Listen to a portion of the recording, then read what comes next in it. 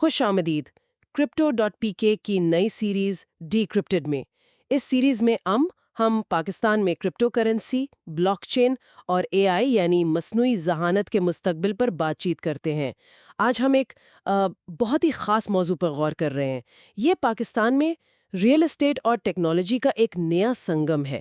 ہماری معلومات ایک مضمون پر مبنی ہے جس کا عنوان ہے پاکستان میں ریئل اسٹیٹ ٹوکنائزیشن، ایک محفوظ سرمایہ کاری۔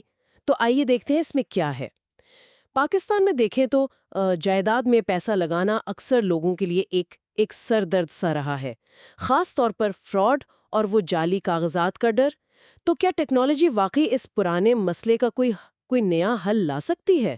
مضمون تو کچھ ایسا ہی اشارہ دے رہا ہے۔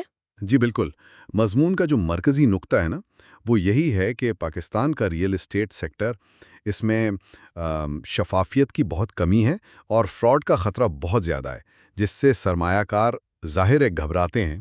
تو یہیں پر ایک نئی ٹیکنالوجی ریئل اسٹیٹ ٹوکنائزیشن سامنے آتی ہے۔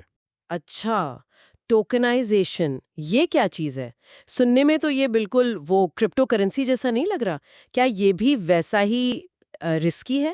نہیں، یہ ایک بہت اہم سوال ہے آپ کا، اور مضمون بھی یہی واضح کرتا ہے کہ یہ کرپٹو سے مختلف ہے۔ دیکھیں، زیادہ تر کرپٹو کرنسیز کے پیچھے کوئی حقیقی اثاثہ، کوئی ریئل ایسٹ نہیں ہوتا۔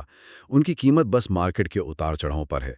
لیکن ریئل اسٹیٹ ٹوکنائزیشن میں آپ ایک ڈیجیٹل ٹوکن خریدتے ہیں، اور وہ ٹوکن کسی حقیقی نظر آنے والی جائیداد، جیسے کوئی بلڈنگ ہے یا اپارٹمنٹ، اس کے ایک حصے کی ملکیت کو ظاہر کرتا ہے۔ اچھا، تو آپ صرف کوڈ نہیں خرید رہے، آپ اصل میں حقیقی دنیا کی ایک چیز میں حصہ ڈال رہے ہیں۔ یہ اسے نسبتاً زیادہ محفوظ بناتا ہے۔ تو مطلب یہ جائیداد کی ایک قسم کی ڈیجیٹل حصے داری ہو گئی۔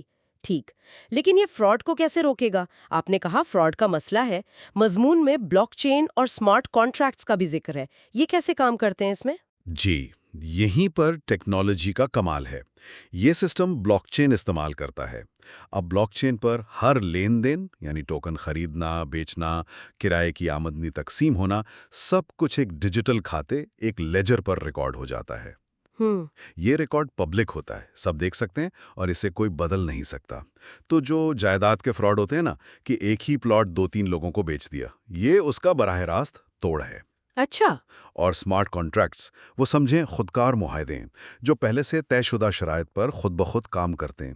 جیسے کرایہ آیا تو وہ فوراً تمام ٹوکن ہولڈرز میں ان کے حصے کے مطابق تقسیم ہو گیا، بیچ میں کسی ایجنٹ یا لمبے چکر کی ضرورت نہیں۔ واہ، یہ تو واقعی شفافیت لائے گا۔ لیکن پاکستان میں اس کی قانونی حیثیت کیا ہے؟ کیا یہ سب قانونی بھی ہے؟ نئی چیزیں اکثر قانونی طور پر پھنس جاتی ہیں۔ جی، اس حوالے سے اچھی خبر یہ ہے کہ پیش رفت ہو رہی ہے۔ Securities and exchange commission of Pakistan یعنی SECP نے ایک ریگولیٹری سینڈ باکس قائم کیا ہے۔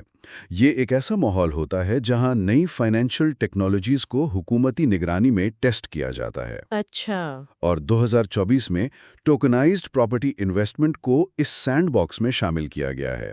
تو اس کا مطلب ہے کہ SECP اس کے لیے باقاعدہ قوانین بنانے پر غور کر رہا ہے، کام کر رہا ہے۔ مضمون میں دوسرے ممالک جیسے امریکہ، جرمنی، UAE ان کی مثالیں بھی ہیں جہاں یہ نظام چل رہا ہے۔ ٹھیک ہے، تو اس سب کا نچوڑ کیا نکلتا ہے؟ اگر یہ سسٹم چل پڑتا ہے، کامیاب ہوتا ہے، تو اس سے کیا فرق پڑے گا؟ مضمون کے مطابق تو اس کے کافی مثبت اثرات ہو سکتے ہیں۔ سب سے بڑا فائدہ شاید یہ ہو کہ عام چھوٹے سرمایہ کار بھی جو پہلے لاکھوں کروڑوں کی پراپرٹی نہیں خرید سکتے تھے، وہ اب تھوڑی رقم سے بھی بڑی جائیدادوں میں سرمایہ کاری کر سکیں گے۔ یعنی حصہ داری خرید سکیں گے؟ بالکل، ڈیجیٹل ٹوکنز کے ذریعے اس سے مارکیٹ بہت وسیع ہو جائے گی، اور جو بیرون ملک مقیم پاکستانی ہیں ان کے لیے بھی پاکستان میں سرمایہ کاری کا ایک نیا، آسان اور شاید محفوظ راستہ کھل سکتا ہے۔ مجموعی طور پہ دیکھیں تو یہ ریئل اسٹیٹ سیکٹر میں زیادہ شفافیت لا سکتا ہے، اور معیشت کا یہ جو اتنا بڑا حصہ غیر دستاویزی ہے، اسے فارملائز کرنے میں بھی مدد مل سکتی ہے۔ صحیح۔ لیکن ہاں، ابھی بھی واضح قوانین اور عوام میں اس کی آگاہی اور اعتماد پیدا کرنے کی ضرورت باقی ہے۔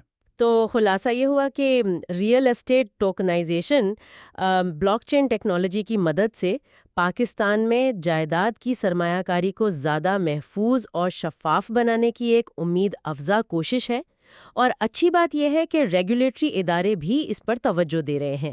جی بالکل، لیکن یہاں ایک اہم سوال یا ایک سوچنے کی بات یہ پیدا ہوتی ہے کہ ٹھیک ہے ٹیکنالوجی موجود ہے، ابتدائی قانونی اقدامات بھی ہو رہے ہیں جو کہ حوصلہ افزا ہیں، مگر اصل چیلنج یہ ہوگا کہ عوام میں اس نئے طریقے پر اعتماد کتنی جلدی بنتا ہے اور یہ کتنی تیزی سے سرمایہ کاری کا ایک عام مرکزی دھارے کا ذریعہ بن پاتا ہے، یہ دیکھنا ہوگا۔ بالکل، یہ ایک اہم نقطہ ہے۔ چلیں، ڈیکرپٹڈ کی اس گفتگو میں شامل ہونے کا بہت شکریہ۔ پاکستان میں کرپٹو، بلاک چین اور اے آئی کی دنیا میں جو بھی نئی پیش رفت ہو رہی ہے اس سے باخبر رہنے کے لیے crypto.pk کو وزٹ کرتے رہیں۔